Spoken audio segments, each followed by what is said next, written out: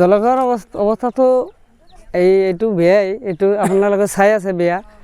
এইটো আমি এইটো আৰু কি ক'ম, এইটো চাই আছে। এইটো আমাৰ এই বহু দিনৰ পৰা এনেকুৱাকৈ চলি আছোঁ, মানে চলাৰ অসুবিধা, বিৰাট অসুবিধা, মানে চাই আছে। চাওক আপোনালোকে, এইটো আমাৰ এই কি ৰাইজে বনাই লৈছে এইটো।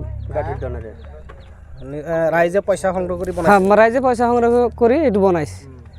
এই ৰামপুৰ বজাৰৰ উত্তৰ ফালে এখন টুলুঙা নাৱেৰে যদিও বিগত দিনত ৰাইজে যাতায়াত কৰিছিল, কিন্তু ইয়াৰে স্থানীয় ৪-৫ হাজাৰ পৰিয়াল আছে। তেওঁলোকে যাতায়াতৰ বাবে, তেওঁলোকৰ কণ কণ ল'ৰা ছোৱালী বিদ্যালয়ত যোৱাৰ বাবে তেওঁলোকে এখন বাঁহৰ সাঁকো দান বৰঙণি সংগ্ৰহ কৰি, বাঁহবোৰ ঘৰে ঘৰে যাই সংগ্ৰহ কৰি এখন বাঁহৰ সাঁকো নিৰ্মাণ কৰিছে। যদিও বিগত স্বাধীনতাৰ পিছত যিমান কেইগৰাকী সাংসদ হৈছে, বিধায়ক হৈছে, কোনো এগৰাকী বিধায়ক সাংসদে এই সাঁকোটো মেৰামতি কৰিব নোৱাৰিলে বা ইয়াত এখন কাঠৰ দলং নিৰ্মাণ কৰিব নোৱাৰিলে। গণতান্ত্ৰিক দেশ এখনত এইটো এটা নিৰ্লজ্জজনক ঘটনা। ইয়াতকৈ নিৰ্লজ্জজনক ঘটনা আৰু হ'ব নোৱাৰে। বিধায়ক হয়, সাংসদ হয়, তেওঁলোকে দিল্লী দিছপুৰত বহি থাকে। ৰাইজৰ যে সমস্যাবোৰ সমাধান কৰিব লাগিব, তেওঁলোকৰ মৌলিক সমস্যাবোৰৰ বুজ লৈ সমাধানৰ চেষ্টা কৰিব, তেনেকুৱা জনপ্ৰতিনিধি বিগত সময়ত পূৰ্বৰ জনীয়া সমষ্টি, পূৰ্বৰ বৰপেটা লোকসভা সমষ্টি, পূৰ্বৰ ধুবুৰী লোকসভা সমষ্টিৰ বৰ্তমানৰ সাংসদ এই সমস্যাটো সমাধান কৰিব নোৱাৰাত আমি লক্ষ্য কৰিছোঁ।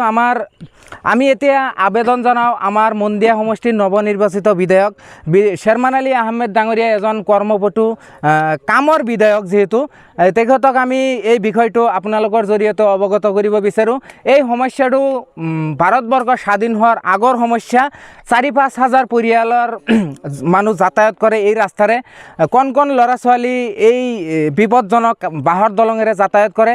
তেওঁলোকৰ বাবে এই বিপদৰ পৰা ৰক্ষা কৰিবলৈ মাননীয় মন্দিয়া সমষ্টিৰ বিধায়ক মহোদয় ইয়াত এখন কাঠৰ দলং মেৰামতি কৰি দি এই বৃহত্তৰ অঞ্চলৰ ৰাইজৰ উপকাৰ সাধন কৰিব বুলি আমি আপোনালোকৰ জৰিয়তে আহ্বান জনাইছোঁ।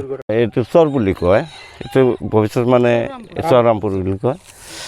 এই দলংটো যে আছে, এই দলংটো ইমান দিন হ'ল মানুহ বসবাস কৰি আছে, কিন্তু আজিলৈকে কোনো দলঙৰ ব্যৱস্থা হোৱা নাই। কাৰণ আমাৰ ইয়াতে স্কুল কলেজ সব ল'ৰা ছোৱালী যায়, পঢ়ে, লেখাপঢ়া কৰে। আপোনালোকে চাওক কি কণ্ডিশ্যন কাজ। গতিকে আমি ভাবছোঁ যে আমাৰ ইয়াতে আপোনালোকে চাব কিমান মানুহ আছে, কিমান জনসাধাৰণ আছে, কিমান ল'ৰা ছোৱালী, সব মানে ঘৰতে 2-3টা কৰি ল'ৰা ছোৱালী আছে, স্কুল কলেজত যায়। বিৰাট অসুবিধা হয় বানপানীৰ সময়ত। মানে এনেকুৱা এটা পৰিস্থিতি হৈ যায়, পৰীক্ষা থাকিলেও যেমন পৰীক্ষা দিব নোৱাৰে। কি কৰিব লাগে, এইফালে কমচে কম 4 কিলোমিটাৰ ঘূৰি পেলাই আমাৰ এই স্কুলত যাব লাগে, বা হায়াৰ ছেকেণ্ডেৰী নাংলা যাব লাগে, বা কলগাছি কলেজত যাব লাগে। খুব একটা অসুবিধা হৈছে। ছোৱালী এটা বিয়া কৰাব গ'লে বা ল'ৰা এজনক বিয়া কৰাব গ'লে মানুহে যেতিয়া ৰাস্তা ঘাট নাপায়, যেতিয়া বাইক বা 4 চকাত লৈ আহিব নোৱাৰে, তেতিয়া মানে বিয়াটো নহয়। এই ৰাস্তাটো নাই, বেকত ৰাস্তা, এইবিলাক নহ'ব। ভাল বিয়া ভাঙি যায়, বা ভাল এটা মানে ল'ৰা এনেকুৱা পোৱা নাযায়, ভাল এটা মানুহ পোৱা নাযায়। মানে শিক্ষিত ল'ৰা ছোৱালী আছে, কিন্তু এনেকুৱা এটা মানে আমি উপযুক্ত অনুৰোধ জনাব। আমি এতিয়া আপোনালোকৰ জৰিয়তে আমি জনাব চাওঁ যে আমি এইটো অনুৰোধ কৰোঁ যাতে আমাৰ শ্বেৰমান আলী চাহাব নতুন বিধায়ক হৈছে, সি যাতে আমাৰ এই দলংখন যাতে অলপ মানে আমাক সহযোগিতা কৰে, অতি সোনকালে আমাৰ এইটো সহযোগিতা কৰে, তাৰ জন্য আমি তাক মানে অনুৰোধ জনাইছোঁ।